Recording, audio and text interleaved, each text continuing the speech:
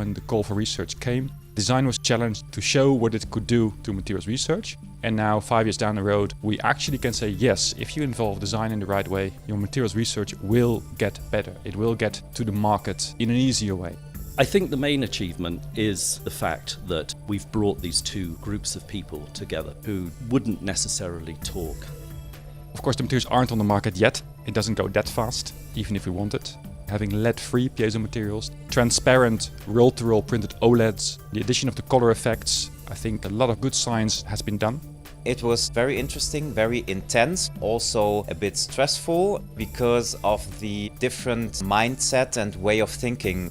The designers can really motivate the researchers, and they can really make this a case of this is what it could look like. And then you get this picture in your mind and it motivates you to maybe work harder. Instead of just seeing numbers on an Excel sheet, you start to see products.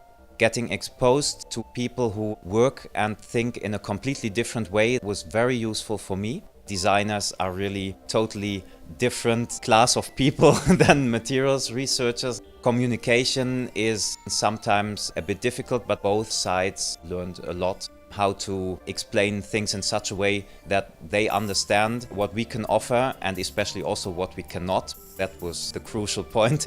I've really come into contact with so many different design agencies. I do research in a laboratory, and it's been so exciting and wonderful to meet these real designers, to try and understand their needs from a real materials point of view.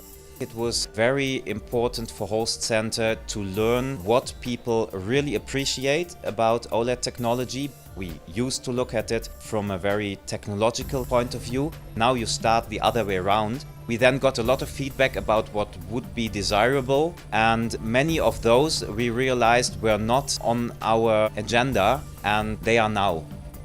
The product designs are great. We didn't really expect we would get close to market-ready applications, but we do. We were completely free to discover, and it was really nice to have the opportunity to create a concept that was not influenced by clients. We couldn't have done it without the help of the others. Without the OLED and the piezo technology, we wouldn't have been able to create this concept. How to mix design and research. We now have a white book for that. One of the most interesting aspects of this project was the methodology that we used. These 3 iteration cycles. You repeat the same cycles, but at different levels to optimize the final results. From the very beginning, we would use the same words, but we wouldn't really be speaking the same language. We started out using PowerPoint and we tried reports. None of this actually worked until we just brought in samples. We had nice working sessions with demonstrators on the table, with glues, wires, and we were really making demos together. I think that part helped the whole project a lot. So stop PowerPointing and make live demos.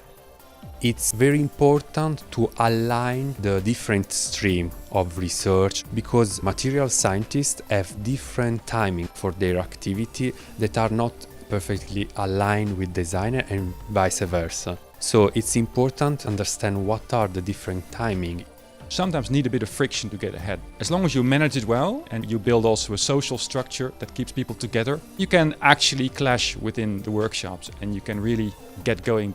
As facilitators, we wanted to start in a certain way that we believed in. We learned we should have stepped back and let the process almost find its own way.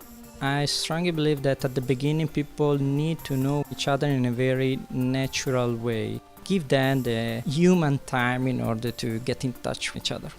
Be very careful how you explain what the technology can do and what it cannot do. And especially focus on what your organization can offer and not what the entire materials research community is able to do. Start the design work and the actual prototyping much sooner. We've now proven it's really part of research. We were just with 4 materials people and a whole bunch of designers, so I would balance it more out. I've really had my eyes opened. I was in a very small scientific bubble. Try and be inspired by one another, and if you're open and you're willing to learn from one another, then there's a lot there.